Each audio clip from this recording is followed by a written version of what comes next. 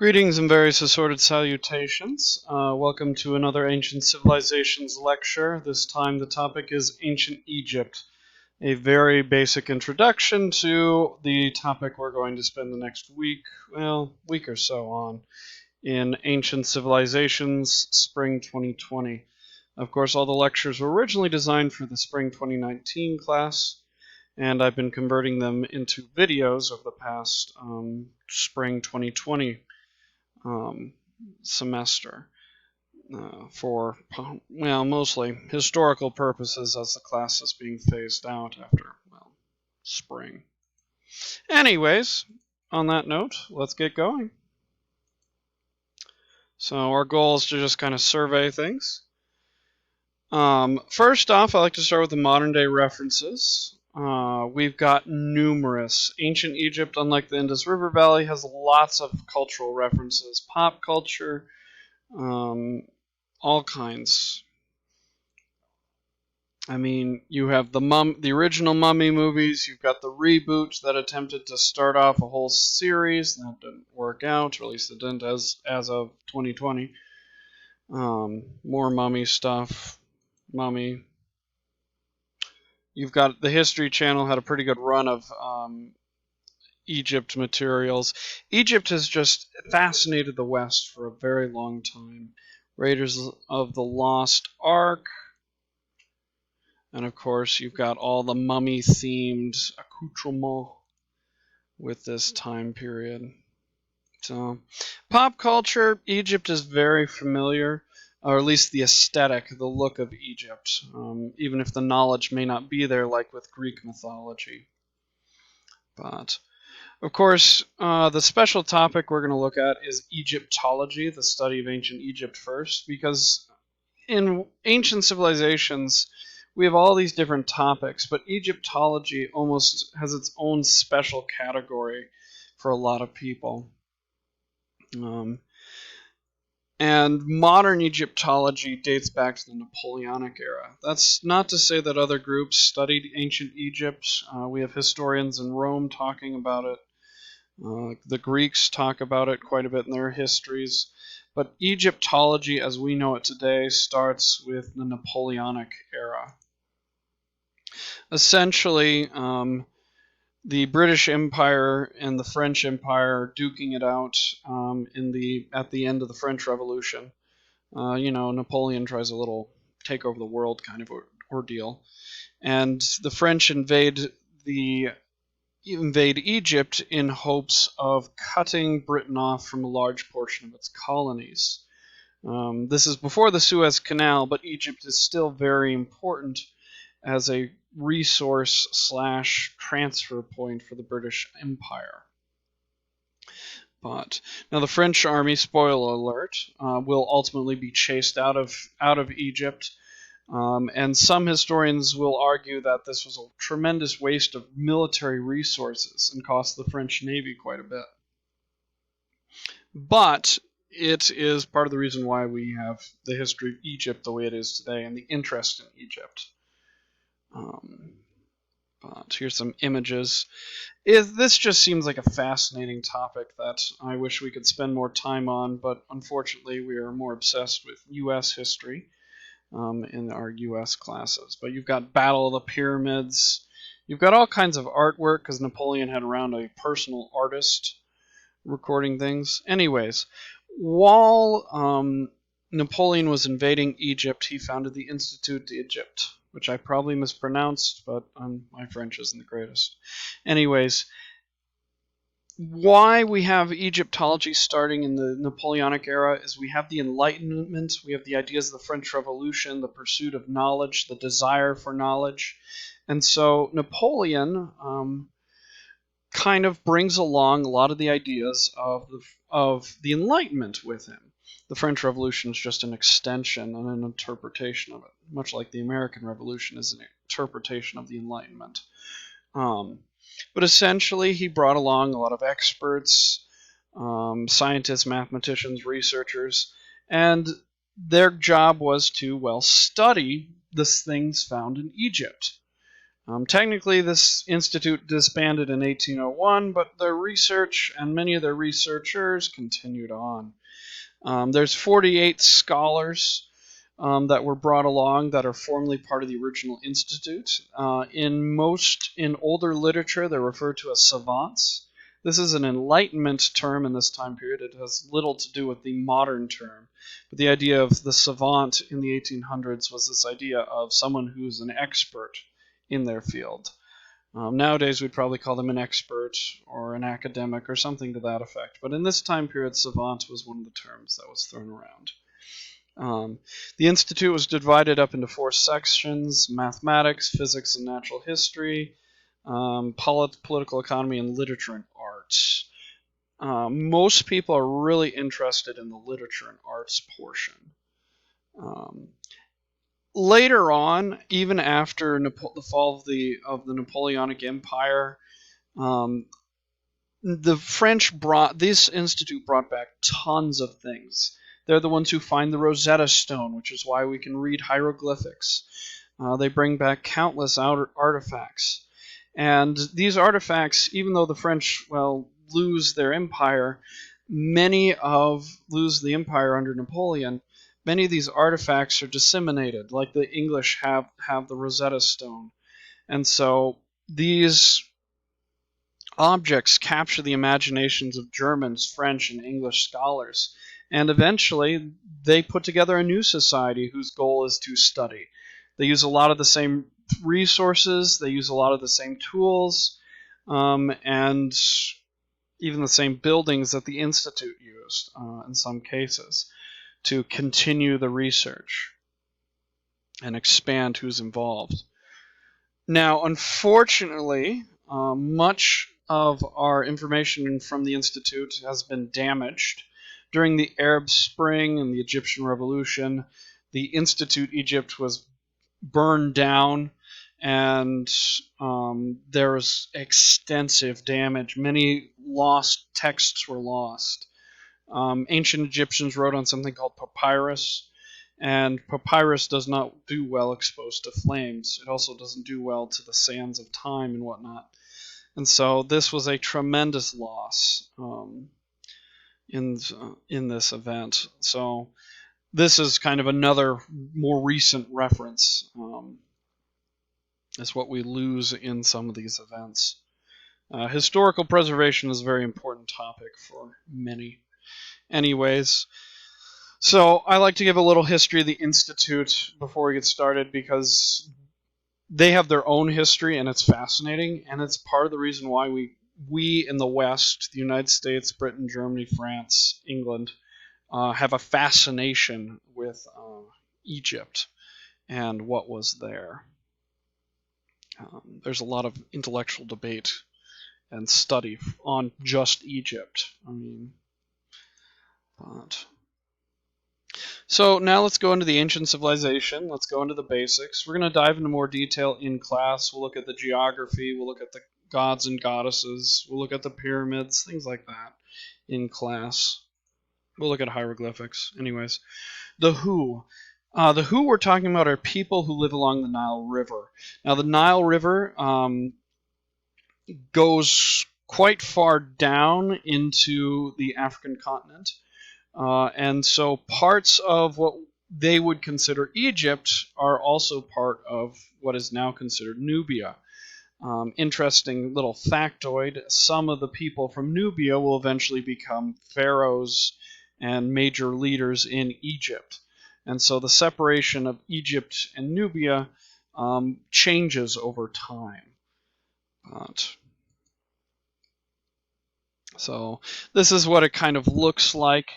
You have the delta here, where the Nile fans out, and then down here is Upper Egypt, and down over up here is Lower Egypt.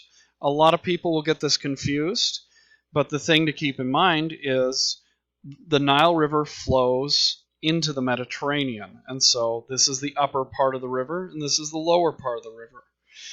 If I were to flip this map upside down, that doesn't change anything. It's just that we are used to seeing the world in this setup, And so that's one of the confusions. So upper, lower. But you can see there's almost all the cities. Well, no, all the cities are located along the Nile. You've got the deserts flanking either side. Here's another map. Apparently not. I couldn't get one in English. But you can see a large portion. The lake, which one was it? Lake Nasser is technically down here. So something to keep in mind. So one of the advantages we have is for the Egyptians is they've got desert on both sides, which really slows down a lot of invaders. A lot on the African side, you've got mostly nomadic groups over here, and so they just don't have much of a history of invading. Most of the threats are going to come from the Fertile Crescent area, or later on from other parts of the Mediterranean, like Greece, Macedonia, and Rome. But for much of Egypt's history, has limited contact with the outside world, and most of its problems were internal anyways, competing amongst the royal family, the high priests, things like that. But the other perk of the Nile, very consistent. It floods at a certain time, it drains at a certain time, and this consistency is unlike the Tigris and Euphrates River or the Yellow River, which were very violent, flooded in unpredictable patterns. The Nile, for the most part, acts in a very predictable manner. And so, whereas in Mesopotamian culture you see a great deal of violence associated with rivers, the Nile is seen as the life-giving river because it brings in that fresh loam, that soil, this black soil. And so in Egyptian culture, black is the color of life because that is the color of the good soil that is brought by the Nile. But I believe I already explained this. We don't really talk about Middle Egypt particularly. Usually most people think of upper and lower. And the reason why I de-emphasize middle is because there's an upper Egypt kingdom and a lower Egypt kingdom that we observe. Anyways, told you about the consistency. The other big thing is this consistent flooding allows for 2 planting seasons. Essentially, this means Egypt can grow far more than any other part of the ancient world for the most part without any modifications to the land. The land is just inherently able to do this thanks to the Nile's flooding. And I mentioned this. Red is the color of death, and if you want to think of it this way, black soil, red sand, life, death. But it's kind of an interesting little detail. In many Western cultures, we associate black with being the color of death. But in Egypt, they don't have that concept. Source. Here's a little timeline of what things are looking like.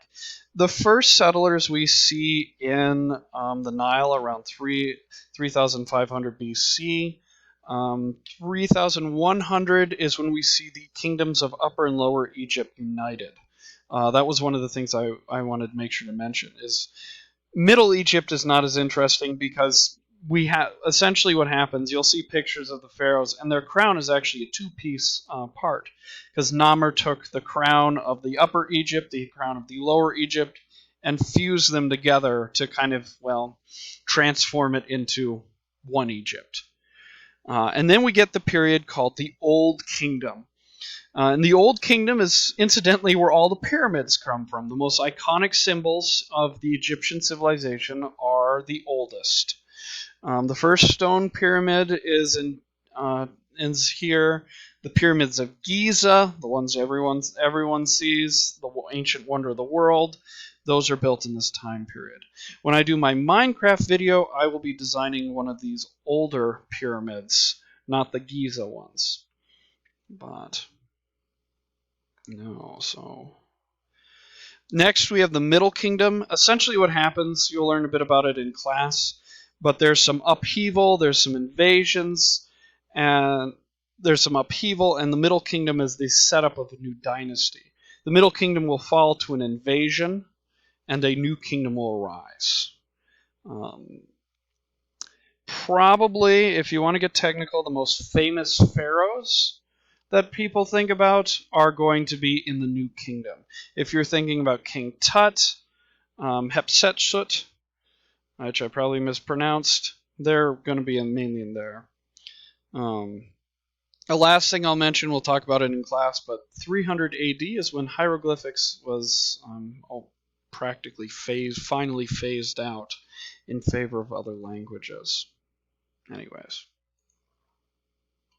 So, how did Egyptian society work? It's remarkable, but even over the centuries, the Egyptian civilization works more or less the same.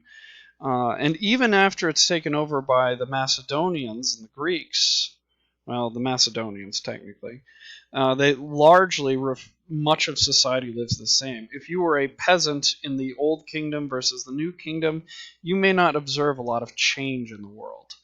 But anyways, Egypt was ruled by a pharaoh, and the pharaoh is a god and a king, not a high priest. They are a god king, and essentially, the god king was divinely appointed to rule, and death was just merely a return to the gods, where they would continue to rule in the afterlife. Thanks to the desert and the way things are preserved, we have a very good idea of Egyptian afterlife beliefs. And so that's part of one of the things that really helps us understand the Egyptians. But the pharaoh is the ruler. You'd have the priestly class, the warriors, and then, well, peasants are down there somewhere. But let's talk about notable accomplishments. We'll learn about the basics of how to identify letters, but we'll look at hieroglyphics. But the ancient Egyptians really did us a favor. They wrote a lot of things in stone, and they put them in the desert where things were less likely to be worn away. Also, some writing was done on papyrus, which is a plant that grows on the Nile River, which was a great writing source, as paper wasn't invented. Though, to be honest, the Mesopotamians and their clay tablets are the easiest to preserve. Papyrus, being an organic material, does deteriorate. So, if it's contained in a dry place, it'll do fine. There's some pictures of what papyrus looks like. This is what hieroglyphics look like. In class, we'll be looking at kind of how to identify the letters. We're not going to learn actual ancient Egyptian per se, but we'll learn how to identify the letters and convert them into Greek/Latin characters, mostly Latin. But there's some additional materials on the online textbook that we'll look at or have looked at. This is one of the early pyramids. This is, I believe, the pyramid of Djoser. And this is the one I will be reconstructing in Minecraft. But anyways, there's the Giza pyramid. Other grand pieces of architecture are going to be obelisks and temples. The Egyptian obelisk is probably one of the more after the pyramids, after the Sphinx, most people think of obelisks. They're in the top 3 for Egyptian architecture. Obelisks are essentially their pillars, and they often have writing on them to commemorate a victory or have some record on them. Now, incidentally enough, a lot of Egyptian obelisks, if you want to get a good look at a lot of them, they're in Rome. One of the Renaissance popes actually shipped a bunch of them to Rome to essentially make them into street signs. And what they did with that is, this pope did is he took these and he said, this is a triumph of Christianity over paganism, and we're going to make them signs. So if you want to get a good look at obelisks, but you can't get to Egypt very easily, try Rome. Rome, Italy. Here's one a bit up close. You can see that there's hieroglyphics written on it, and there's a story on this thing. So, Of course, everyone always thinks of mummification. We'll look at mummification in this class as well. Some students are telling me that in their science classes in middle school, they even learned how to mummify things. I think they mummified, I want to say, a fish. But in ancient Egypt, mummification was a way of preserving the body for the afterlife. But rolling on through, there's a picture of some mummified cats. Insert internet cat joke here. But part of the reason why we have such a fascination with Egypt is we have a lot of evidence from them. We can read their writing, and the field of Egyptology has all but guaranteed that a lot of people, if they don't know anything about Egypt, the imagery of Egypt is very much present in our modern world. That concludes this little lecture. It's been a bit longer than most of them, but that's fine. Anyways, we'll dive into more detail. In class, we'll look at hieroglyphics, we'll look at art, we'll look at the religious culture of ancient Egypt, and we'll look at what day-to-day life looked like, as well as a bit into the architecture. So, with all that being said, until later.